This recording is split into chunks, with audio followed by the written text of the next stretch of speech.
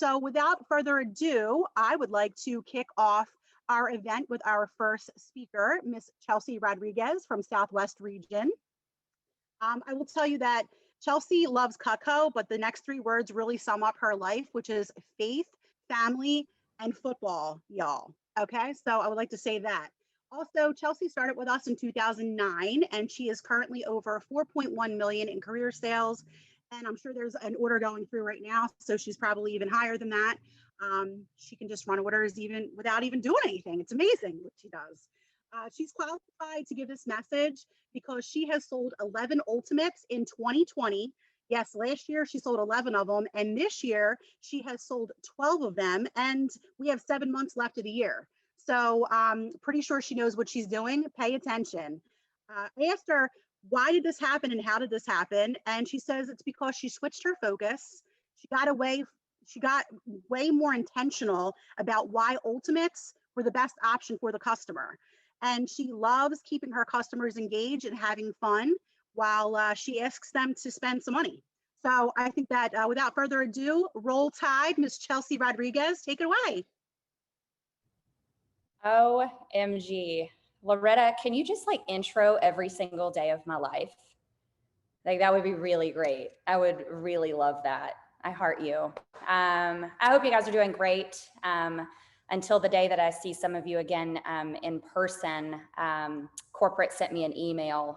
Apparently I had to stop the spit shakes in the booth. So that was frowned upon. So on military bases, actually. So that's a joke. I'm not spit shaking people. I'm so excited to talk to you guys today about really the name of my talk should be Understanding Ultimates, because that's more of what this is. It's more of like a mindset shift message and the things that I've done in the last 12 months that have really just been small tweaks, small little knob turns that have made huge differences in what I'm doing. And you know, I've been a little vocal about it, I guess, on our local Texoma Teams group me, like, hey guys, just sold another Ultimate. That's the 8th Ultimate this year. And then I started counting up and going, that's the 11th Ultimate this year. Boom. Now 12 Ultimates this year. And I've just been a lot more intentional about it. And I do want to just kind of preface what I'm going to cover today. So for those of you that are fired up, excited to be on this call, excited to learn today, you're going to get a lot of nuggets. You're going to get a lot of information. But one of my goals as a speaker is to always be conversational, but to make it easy to follow. And I just want this to be super easy, super applicable. And if you just get a few things from it, great. But my advice to you would be to definitely take some notes on some of the things I'm going to talk about, because if you just let it go in one ear, it's going to go out the other, and you're not going to be able to apply a lot of these things to your next demo or your next show this weekend. So today, what I'm going to do is I'm going to divide Understanding Ultimates, Selling Ultimates, what have you, into 3 parts.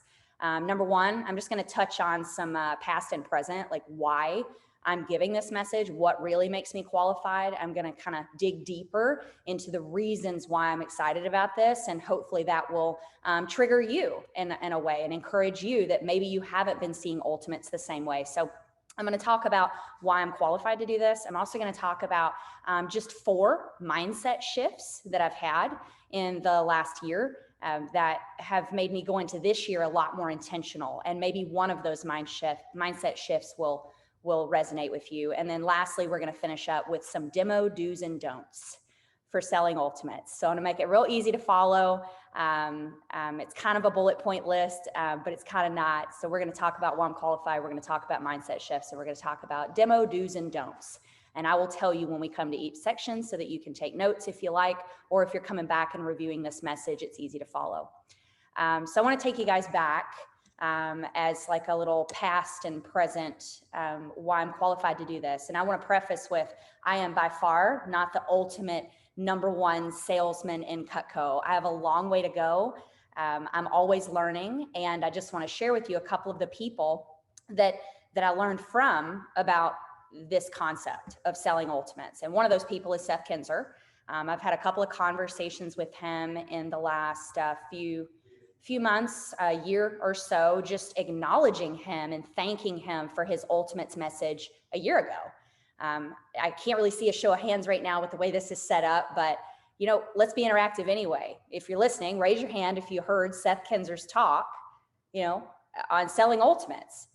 I remember when I watched the summit last year, and it was quarantine. So I was sitting by my pool, literally laying out while I was watching the summit last year. There you go. There you have it, fans. You don't even know if I'm wearing pants right now. Maybe I'm not. Maybe I am.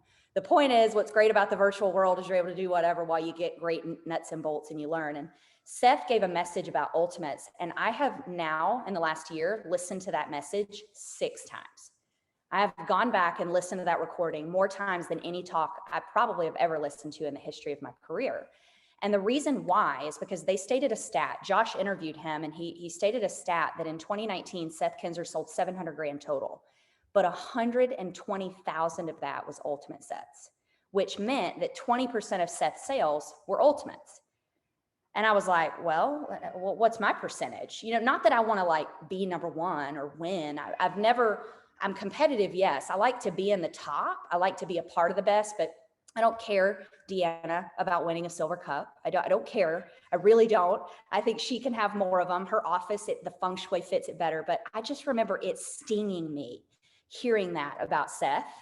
And I was like, Seth and I started the same time. Like, why am I not selling more ultimates? Like, why am I selling so many homemakers? And then I thought back to who's the ultimate selling queen in the business. And all of you probably know the name Jerry Azinger. Jerry Azinger, I've done the math, and I may have this stat wrong, Dave.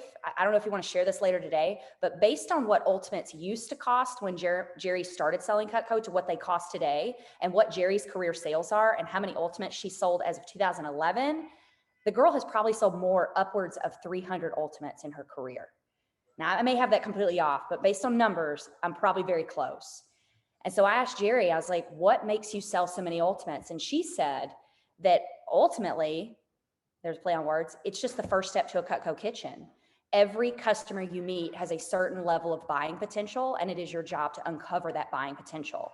And how much have I been selling myself short to not give everyone the opportunity to unlock that buying potential of buying an ultimate? So when I listened to Seth's talk, I listened to Jerry's talk, and then I looked at myself. You know, in 2020, I sold 11 ultimates for the year. And what's crazy is that was top 15 in the country. I was top 15 in the country, and I only sold just north of 10 ultimates in a year. So how many ultimates did you sell? Did you sell more? Did you sell less? I think ultimately we all want to sell more ultimates. Like, that's what we want to do. I realized that while Seth sold 20% of his year's sales were ultimate sets, 4% of my 700 grand, the same year we both sold 700, 4% was ultimates. And do you know what drove me insane? The biggest mindset shift was that it took us the same amount of time. It took us the same amount of time, but 20% of his sales were ultimates and 4% of mine were ultimates. So I would say, if you want to understand why I'm qualified to give this message, this year, 13% of my sales are ultimates. 13%. I'm tracking it. I'm becoming way more intentional about it. I'm excited about it. And I actually have an ultimate goal. I'd love to sell at least 40 ultimates this year. I don't know if it'll happen, but I'm going to be intentional about it. And hell, if I don't sell 40, I might still sell 30, which is way better than the 4% I had prior. So if you take nothing else from that, I would say find the masters, follow the models on the things you want to get better at. And for me, it was selling more ultimates.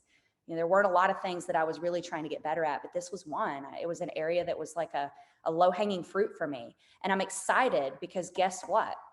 This year, 12 ultimates times average 2,700 CPO, that's 30,000 in sales.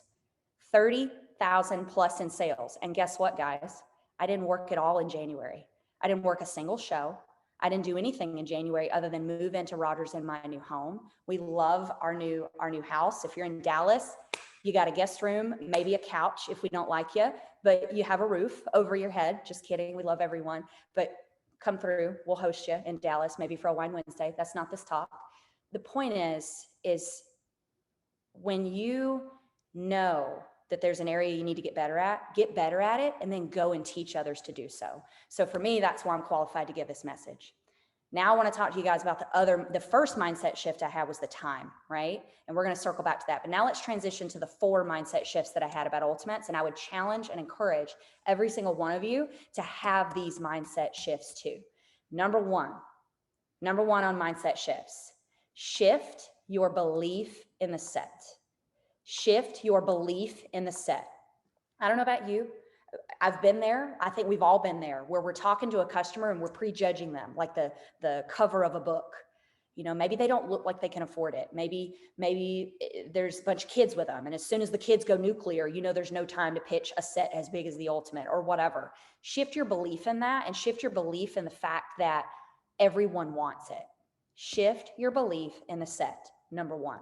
Number two, you need to shift your self-talk mantras. You know, Josh Mueller talks a lot about mantras and the things that he says to himself when he's struggling at the booth that day. Maybe the sales just aren't happening. Maybe he's not getting the quality turns that he expected. Maybe he's getting the people coming up just wanting a replacement table knife and he tries to upserve every single one, but they're just not taking the bait. Whatever your mantras are, decide what they are. But in regards to what I'm speaking on today, every time a new customer walks up to the booth, it should be ultimate, ultimate, ultimate, ultimate, ultimate, ultimate, ultimate. In your head, everyone has the ability to do that. Maybe not today, but that doesn't mean you shouldn't at least show it to them to find out. Your self-talk mantras should be to try to sell everyone an Ultimate because it, like Jerry Azinger said, it's the first step to a Cutco kitchen. And if they knock that one out and pull the Band-Aid off, it's going to be that much easier to buy a $3,000 set of cookware later. It's going to be that much easier to buy a double chest of flatware later. Make sure your self-talk mantras in your head before every demo is not, ooh, I wonder, like your manager when you were brand new, right? Your manager's like, ooh, PDI, what are you going to sell? You know, like, oh, I think I'll sell a galley, Mr. Manager. Well, these are not, like, you guys are not new reps anymore. This is a CSP virtual summit, and some of you are just below 50K, and that's great. But where do you want to go? Like, are you focusing on selling every customer the biggest, baddest set that we have? What is your self-talk mantra?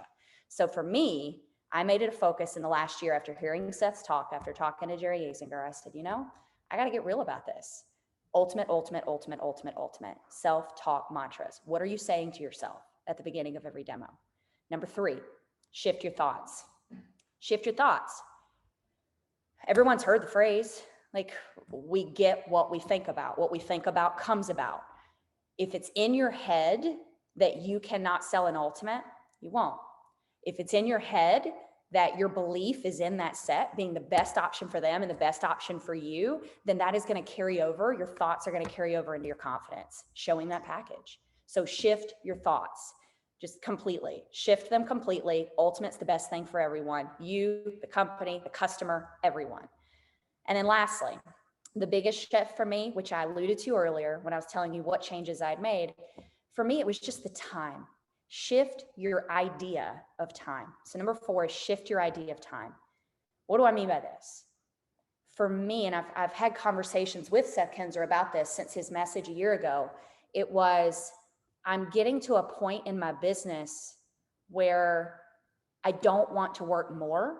I want to work smarter, not harder. So how do I do that? You know, Brandon Brown will mention, you got to be there anyway. You got to be there those set hours of the booth. So if you got to be there anyway, why would you not show every package every time and be intentional about what you're saying to the customer, logically, emotionally, all of that? You know, for me, the biggest mindset shift was shifting my idea of time. I had the limiting belief that Ultimates take more time to sell because they take more of the customer's money. So it takes longer to build that belief. So it would obviously, you know, affect the time, and everyone's already fussing at me, telling me, Chelsea, you build so much rapport, you keep customers here so long. And my limiting belief was, well, I'm trying to get faster at my demo, not slower. So I didn't start with the Ultimate. I always started with the Homemaker, and I pitched up, not dropped down. If you know what I'm talking about, just nod your head in your local offices or whatever. Make sure everyone's listening. That's great. Awesome. I don't know if you're listening. I hope you are. I just think it's important for us to notice that it takes the same amount of time for you to sell an Ultimate as it does a Homemaker, hands down. So get that in your head, shift your mindset on the idea of time in your demos. And frankly speaking, what I'm starting to learn is that selling Ultimates actually can be faster than the rest. It can be faster. So shift your mindset on time and don't hold yourself back thinking that customers aren't going to be able to do more than a Homemaker or a Siggy or a few knives if they walked up just looking for one good knife. You can go to an Ultimate just as fast. If I can spend the same amount of time in a booth and get 3 times the commission, and the customer can get 3 times the experience, how is that not a win-win for all involved? Think about that. If I can spend time in a booth and get 3 times the commission and a customer can get 3 times the experience, how is that not a win-win for all involved? So those were my mindset shifts, huge mindset shifts, very simple if you do them, but if you just keep doing the things you've always done, you're going to get the results you've always gotten. I was starting to notice that. And then I've made some tweaks, and now working less, I've sold more. It's beautiful. So, okay, now we're going to talk about the nuts and bolts. And this will be the last part of my message. So demos, do's and don'ts. I like this. Useless fact about Chelsea. I scored really badly in the science and math portions on ACT exams to get into the University of Alabama, but I scored really high in the English. I scored in the 30s, and they taught me something in English in high school called alliteration. It resonates with people. So there you go, guys. Demos, do's, and don'ts. There's your alliteration. If you don't know what that is, I just taught you AP English, 11th grade. Make sure your kids also take electives. Anyway, demo do's and don'ts. I'm going to give you 6 demo do's and don'ts, and we're going to do these really fast because I've basically got like a minute or 2 for each one. So hopefully you write fast. I just want to give you guys some nuts and bolts, some little tweaks, some little gear shifts that I added to my actual demo, things I say to the customer in my demo that gets them thinking bigger, thinking smarter, and thinking ultimates. Thumbs up if everybody's ready. Awesome. We're going to do demos, do's, and don'ts. So demo do's and don'ts, number one of 6. The first thing you want to do if you want to sell more ultimates that I've noticed works really well is you got to handle the objection about the ultimate before it comes up. Now, this seems really practical, right? Like we've always heard that since inception to the world of selling Cutco. The manager taught us in our manuals, handle the objection before it comes up. I like to handle the objection by pointing straight to the ultimate and putting my left hand on it and just like rubbing the block or patting it on the back. And I say, hey, Miss Jones, I know what you're thinking. That is a lot of knives. And that is way too big for my counter. I actually say that before they have the opportunity to say it to me. And the reason why is because we're going to bust that fear bubble before they have a chance to spiral and go into it and convince themselves that that is too big and that is way too much. The reason they're thinking that, and the reason you want to intercept that objection, guys, on your demo, the reason you want to bring that up is because they're just used to seeing galley and homemaker size sets in stores. When people go buy knives, the typical size that they buy is a homemaker or a galley. So they're just responding verbally to what they're used to. So you got to bust that. So handle that objection before it comes up. That's what you do want to do. What you don't want to do is you don't want to be nervous to help them have a mindset shift on the size of the set or the amount of pieces that comes with it. Don't be nervous to help them have a mindset shift on the size of the block or the amount of pieces that comes in it. Okay? Do handle the objection. Don't be nervous to help them have a mindset shift. All right, number 2, demo do number 2. That sounds dirty. I'm sorry. Wow, this is crazy. I can just see Loretta's face right now. Okay, demo do number 2. I'm sorry, that's so funny. It's cracking me up. Toolbox analogy. I want everybody to remember the toolbox analogy. I remembered Seth Kinzer giving a message on Ultimates last year, and he talked about the toolbox analogy, but that was not the first time I heard it. Maybe the first time I heard it was working with him at a federal booth. I had heard the toolbox analogy before. I don't know who I heard it from, but I heard it before. And then Seth talking about it just reaffirmed it for me, and I got better at how I pronounce it or how I talk about it. The key, guys, when you're talking to your customers about toolboxes is, hey, Miss Jones, I know what you're thinking. That's a lot of knives. That's just way too big. And you're probably used to seeing sets like this. And you point to the homemaker. But Miss Jones, all this set is a toolbox. You know how you have a toolbox at home, Miss Jones? Well, in your toolbox, do you have 2 sets of, or 2 pieces that are screwdrivers? A Phillips head and a flathead? Hey, Miss Jones, by the look of me, are you impressed that I know what different types of screwdrivers are? You may not say that. It may not make sense if you say Jeffrey Grimes says that. They just look at him like he was weird. He definitely knows what screwdrivers are. Anyway, Miss Jones, do you have 2 screwdrivers? Both screwdrivers work differently. Well, Ms. Jones, that's why we have two different types of choppers. And then you point to the two different types of choppers. That's why we have two different types of paring knives, because this paring knife, XYZ 4-inch, is going to do this XYZ better than the 2 3/4-inch paring knife. That's also, Ms. Jones, why we have multiple different types of meat knives, because you can't use a cooked meat knife to do what a raw meat knife should do. So this is just your toolbox. It's got all the grilling tools. It's best for all your barbecuers, and it's going to give you the most amazing experience that all of our customers crave. It's all about, when you have a toolbox, Ms. Jones, having the right tool for the right job. And it just gives you peace of mind knowing that when you dig through your toolbox, it's all super organized. It's all right there. You can put your favorite knives in the sides where you want them, and every tool is right there for the grabbing. Does that make sense? And you always pause and ask them, when you give them an analogy about the toolbox or any type of analogy that you're comparing buying Cutco to, you always pause and say, hey, does that make sense? The key, or the king of saying, does that make sense, is Curtis J. Hughes. He may not realize it, but he says, does that make sense, more than anyone I've met in my life. And I think that's why I say, does that make sense? So there's my shout out to Curtis. These are all, I'm naming a lot of people. The reason I'm naming a lot of people is I want to be very clear about, I am not perfect at this, but I'm giving this message because I'm learning, and I've learned a lot in the last year, and these tweaks have made a huge difference in selling what I'm selling. So I hope it's helping you. So the do is share the toolbox analogy. The don't is don't make the mistake of promising them that they need every knife. Don't make the mistake of promising them that they'll use every knife every day. Because guess what, guys? They won't.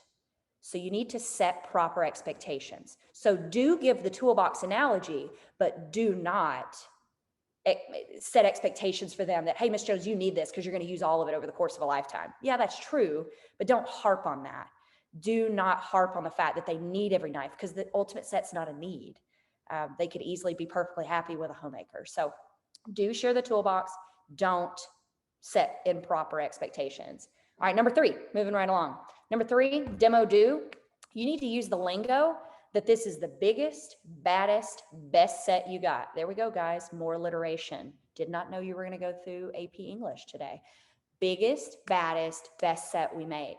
Hands down, you need to say those 3 words when you're describing the set, because everybody wants the biggest, everybody wants the baddest, everybody wants the best. That's why they walked up to Cutco, because they're probably familiar with the product, they want the best, or they're not familiar with it and our booth looks really nice and they want to come check it out. They can tell it's good stuff, or they would not have walked up to the booth or stopped, right? So everybody wants the biggest, baddest, best set. Now, does that mean that everyone buys it? No, but should you show it to everyone? Yes. So this is the set everyone wants, and they have goals of being in eventually. Say that to your customers. Do that. Set the expectation that, hey, this is what everybody wants. It's not the set that maybe everybody can afford right away. Guess what you're doing there? You're setting price expectancy. That's a do. Describe it as that. But it's the only set that comes with enough for them to use and not get bored with over a lifetime. It's enough for them to use and not get bored with over a lifetime. It's the only set that comes with enough steak knives. I didn't believe that. I never thought I would use 12 steak knives. 12 table knives, 12 steak knives, really doesn't matter. I mean, I like the steak knives, but I've had 12 of the table knives for a long time, and they're great. They're perfectly fine. They cut a ribeye perfect. But I can't imagine going from my ultimate set now, and you can share this with your customers. I can't imagine going from 12 table or steak knives to 8. Once you have 12, like, there is no going back. So explain that to your customers. Explain how when you have an ultimate on your counter, and by the way, everyone listening to this call, you should get an ultimate set. If you don't have one, you should have one, because how are you going to sell what you don't have, right?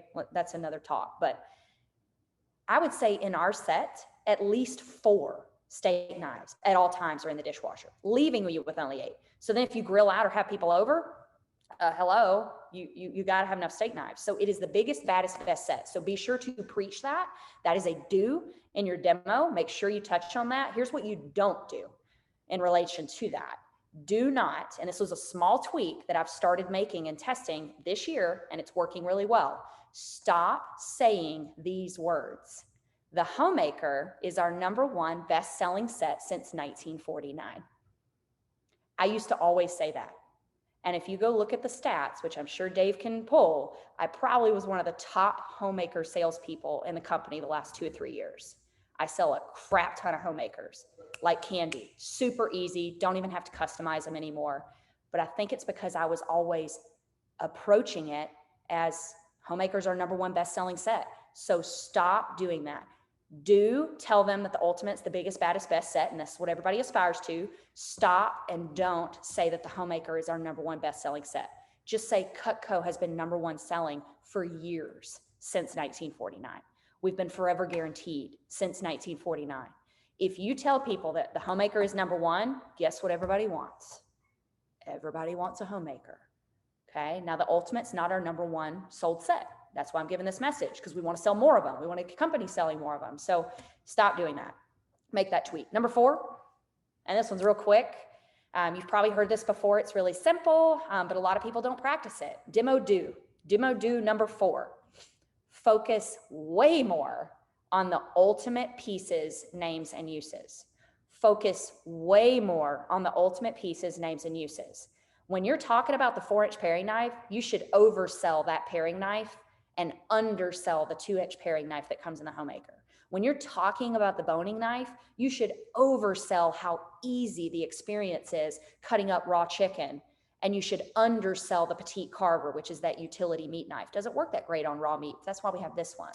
When you're talking about the cleaver, a lot of people look at it and go, that's so big, that's so heavy, that's so expensive, I would never use that. Oh, Ms. Jones, people don't actually use the cleaver every day. The reason they love the cleaver is because when you need it, it's there. Also, it's really good for tenderizing, disjointing, pulling apart, frozen, hard to cut meats, and your husband when he back talks.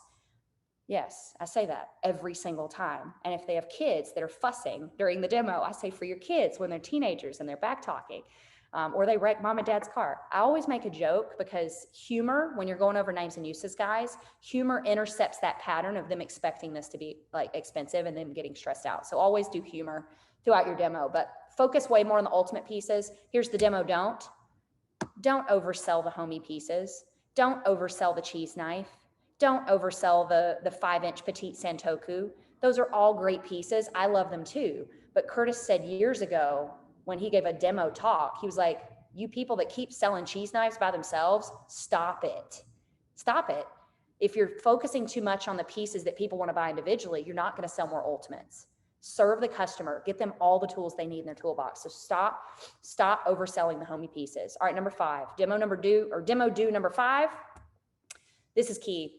At the very beginning, when you're demoing an ultimate, or not, you haven't even gotten to the demo of the ultimate. This is when you're literally, a customer walks up to the booth and they're kind of looking around and you say, hey, are you familiar with Cutco? You should nail the intro. You should nail the intro. If you want to sell more ultimates, nail the intro. So at the very beginning of you interacting with a customer, you need to express to them what this is. Hey, this is Cutco. I just want to prep you really quick. You may can tell by the look of our booth, this is not the cheap stuff. This is the good stuff. This is the buy once, cry once type of knives. Also, Ms. Jones, just to set some expectancy, each knife you see laid out on the table, about $100 per knife. I say every one of those 3 things every time, because when they hear $100 per knife, not $100 per set, if they're never going to spend what it costs to buy a Homemaker, a Siggy, or an Ultimate, they were never really fully interested in our brand or our product anyway. That's not to say I don't keep talking to them, because I'm the queen of talking to them and keeping them at the booth. But most importantly, at the beginning, nail your intro. Set the price expectancy really high that each knife is about $100. And when you're closing, what you do, so these are do's about the beginning and the closing, remind them that $600 per month, it's not cheap. You know, I know what you're thinking, Ms. Jones, $600 a month, that's not cheap. You know, the thing is corporate sets our prices. We do not. And the reason we're the price that we are is because we're quality. And if we weren't the price that we are, we wouldn't be Cutco. So make sure you're setting that expectation of what price and quality means in relation to value to be able to sell more ultimates. What you don't want to do that negates the value, which negates the price, and which negates why they should be buying an ultimate. You don't want to give away the whole barn for free, and you don't want to discount the set too much because there's already a prepackaged corporate discount built in. So sell that. Stop discounting the already discounted price. Every knife is $100 a knife anyway. So if you just buy it in a set, you're happier. You save money. I help you save money. That's what I'm here to help you do. And you're going to be way happier with the set anyway. I think it was Seth Kinzer a couple years ago. He made a joke. I'm sorry, this is Cutco. This is not Mexico. So I like to remind customers of that. Haggling happens in Mexico, not Cutco. So I kind of tweaked it a lot. I changed it with my lingo. I was like, Miss Jones, haggling's for Mexico, not Cutco. Can I show you our sets? And then boom. All right, number 6, last one. We're going to wrap up. Demo do. You want to be sure in your demo you mention that this is the one and done set. The one and done set. And this has everything to do with the forever guarantee. And also the fact that if they just buy the biggest, baddest, best set and they're done, they get the best price per knife that you can possibly get. It is the best value for sure. Absolute best value for sure. When you take the cost of an ultimate set with table knives even, and you divide that by 32 knives plus a block plus 3 cutting boards and a sharpener, when you take all those pieces, what is that, 36 pieces? I mean, they're paying like $70 an item. Whereas you told them at the beginning of the demo, I told you earlier, demo do, $100 a knife. It's $100 a knife. That's what you need to expect here. We're the good stuff, not the cheap stuff. So then when you go and you tell them, hey, this set retails for, $2,700 XYZ, and they're just like, oh, well, that makes sense. It's 30 something pieces. Okay, that's right on point. So demo do, express that it's a one and done set and that it's the best value and the best price they're going to get because they get that corporate discount. What you don't want to do in relation to that, okay, is after you've done all 6 of these things in your demo, after you've done all 6 of them, you do not want to ignore a customer's objections to the ultimate, because sometimes the signature or the homemaker just is better for them. It just is the best set for them. Just because I'm tweaking these things and I'm more intentional about selling ultimates, guys, doesn't mean I don't still sell homemakers. It doesn't mean that I don't still sell signatures. I'm going to give you one example. I was at a military base a couple weeks ago, and I actually had a not as good term during the push that I thought I would. Like, I normally sell about 20K at this base, and I only sold 13, 14K. Sales were down a little bit. I felt like I didn't get much of a sniff of an ultimate. I was still doing all these things that I'm teaching you, but I wasn't getting many sniffs of an ultimate. And then I met Colleen. Colleen walks up. She's always wanted Cutco. And I'm like, oh, this is the sniff of an ultimate. I did all the things I taught you. And I could have gotten her credit card on an ultimate. But as I was going through everything, I could see her wringing her hands at the end and just getting really nervous. I could watch her body language. And ultimately, I dropped down from the ultimate to the signature. And the minute I did it, the credit card flew out. It is key that when you master this information, you're not just taking what I'm teaching you and you're just selling everyone an ultimate, because sometimes that's not what you're supposed to do. If you do these things, you will sell more ultimates, but don't oversell the ultimate and make a customer uncomfortable. That is not our job. Keep it light, keep it fun. If they get nervous, interrupt it with a little bit of humor, but don't ignore a customer's objections when they're telling you that XYZ is going on in their life. Have some empathy. Put yourself in their shoes. And if the ultimate still makes sense after you handling that objection once or twice, then great. I'm not saying don't handle the objection, you hear. I am saying don't ignore it. Don't ignore the objection. Handle it, talk through it with them, and then if the ultimate makes sense, they'll make that decision. You can guide them that way. But if it doesn't make sense, just drop down and make it comfortable, and then oversell the Siggy and get really excited about it, because this is clearly the best option for them today. So with everything I'm talking about, I just want to kind of bring this home. I just want everyone to imagine how many more ultimates and other sets overall, let's be honest, that you could sell if you go back and listen to ultimate talks like this one, like the Seth Kinzer one that I've name dropped many, many times on here. I've listened to it 6 times. Go back and listen to Jerry Azinger talks on ultimates. Heck, go to Vector Connect, type in the search bar audio ultimates, and learn how the greats do it. That's number 1. Learn from the masters.